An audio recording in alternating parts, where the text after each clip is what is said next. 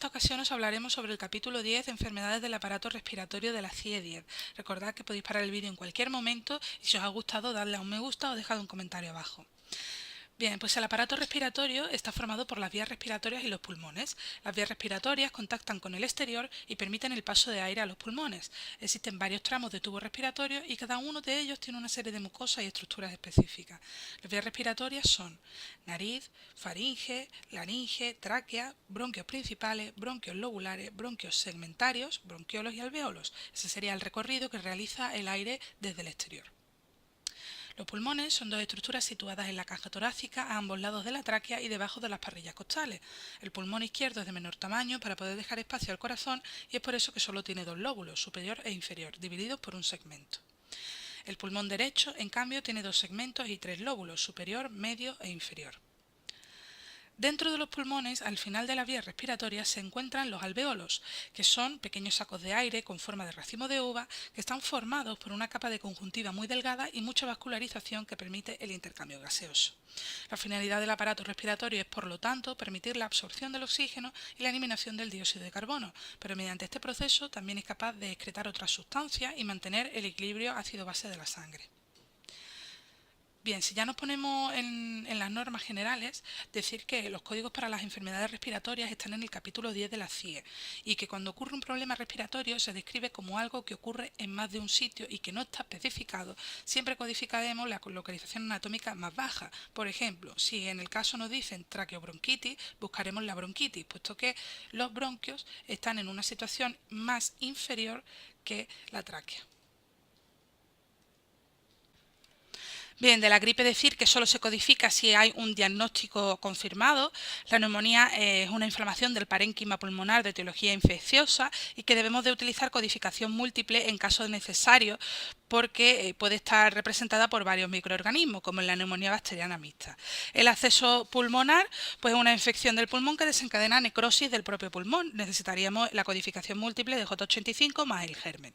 Ejemplo, bronconeumonía por estafilococos aureus. Lo importante aquí es, como he mencionado antes, que el neumo, el pulmón, está en una situación más inferior que los bronquios, por lo tanto codificaríamos una neumonía y por estafilococos aureus. El estafilococos aureus, si no nos dan más información, se codifica como sensible a la meticilina. Si lo vamos a la neumonía, desplegamos el índice alfabético y nos vamos a debida a o causada por, que estará en debida a. Desplegamos y buscamos el estafilococos, que está estafilococo aquí. Aureus, modificador no esencial sensible a meticilina, el J15.211. En cuanto a la enfermedad pulmonar obstructiva crónica, debemos de decir tres conceptos básicos, que la exacerbación es un empeoramiento de una enfermedad crónica, que el enfisema es una destrucción y ensanchamiento de los alveolos pulmonares y que la bronquiectasia se considera el estadio final de la EPOC, porque son dilataciones irreversibles de las vías respiratorias. La EPOC, la enfermedad pulmonar obstructiva crónica, es una enfermedad caracterizada por la limitación del flujo de aire que no es del todo reversible. Puede estar también representado por este enfisema, por la bronquiectasia y tiene una codificación un poquito peculiar. Aquí os dejo un resumen de las normativas, de la norma que se puede aplicar si tenemos un EPOC no especificado de otra manera, si está descompensado, si tenemos una infección respiratoria de las vías inferiores o si está reagudizado por una infección sin otra especificación, infección a secas. Además, puede ocurrir que venga un EPOC reagudizado por infección de las vías respiratorias bajas, en el cual tenemos que aplicar tres códigos, el J44.0, el J22 y el J44.1. En el caso del enfisema es algo más curioso porque tenemos el J43.9. El enfisema no es más que un tipo de EPOC, pero la CIE no distingue entre si un enfisema viene agudizado o sin agudizar. Ejemplo, EPOC reagudizada por bronquitis aguda por Haemophilus influenzae. Tendremos que aplicar el J44.0 y el J44.1, que es el que a mí me interesa que aprendáis ahora. Entonces ponemos enfermedad, desplegamos el índice alfabético y nos vamos hasta la P de pulmón. Pulmón, pulmonar, en este caso creo que es pulmón. véase además enfermedad del pulmón, desplegamos y vamos hasta el modificador esencial obstructiva. Si nosotros vamos hasta descompensada, primero debemos de saber que hay que codificar el J44.0 porque es más agudo, es el de la infección, es el que causa el ingreso, y este es el que dice, oye, pues que tiene un EPOC que está agudizado. Y entre medias meteríamos la infección, que en este caso es una bronquitis aguda por hemófilo. Este cuadro está también en el manual de diagnóstico de la CIE y nos indica pues, en cada uno de las formas en que se puede presentar el EPOC y cada uno de los casos que podemos tener. La insuficiencia respiratoria es una situación en la que el aparato respiratorio se muestra incapaz de cumplir con su función de intercambio de gases de forma suficiente para mantener las necesidades metabólicas del organismo. Bien, la insuficiencia respiratoria se suele medir en parámetros de gasometría, que son presiones parciales de oxígeno, y existen una gran variedad de presentación de la insuficiencia respiratoria. Como hemos explicado antes, el oxígeno tiene que entrar en el organismo y tiene que salir el CO2. Así que para codificar podemos tener varios tipos de insuficiencia, que sea aguda o crónica reagudizada y que sea una insuficiencia por hipoxia o por hipercapnia.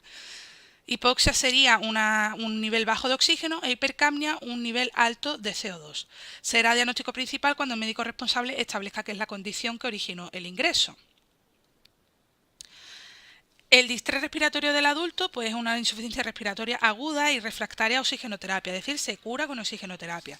La hipertensión pulmonar es el aumento de la presión arterial en la arteria pulmonar por encima de lo establecido y si esto se mantiene en el tiempo será el cor pulmonale.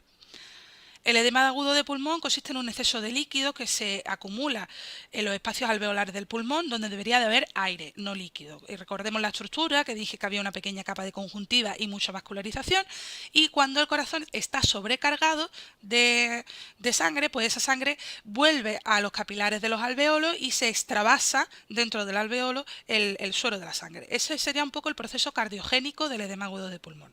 Os dejo aquí la normativa que se utiliza para las distintas variantes. Como veis, no aparece en ninguna de los literales, no aparece la palabra edema, aparece como insuficiencia, porque ha sido la causa del edema agudo de pulmón.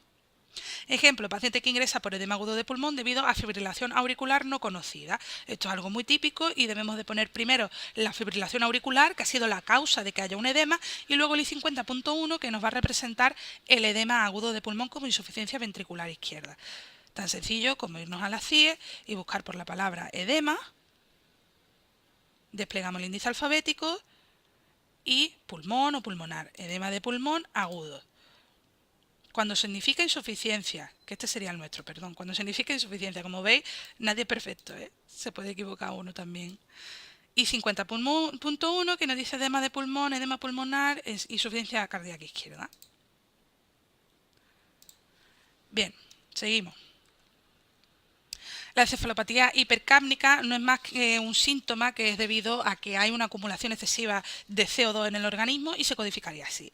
El derrame pleural, recordemos que la pleura es una membrana que protege al pulmón y que es una membrana doble entre las cuales no debería de haber nada. Pues hay veces que entra sustancia dentro de ese espacio virtual y se produce un derrame.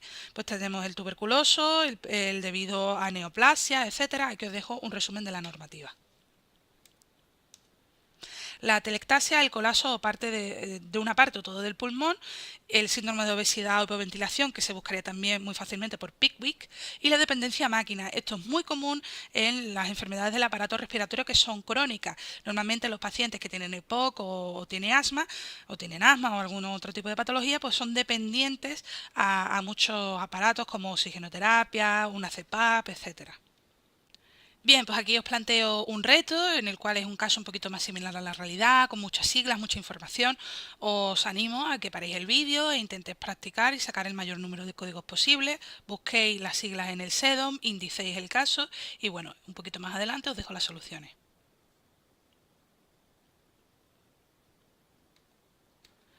En este caso, el enfisema será el diagnóstico principal, seguido de la infección aguda del tracto respiratorio inferior.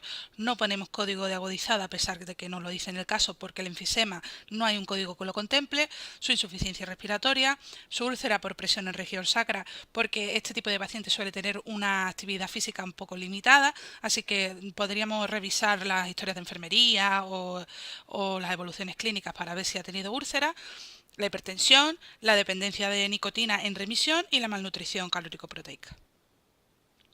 Pues bien, esto sería todo, espero que haya servido de ayuda el vídeo y nos vemos en otra ocasión. Hasta pronto.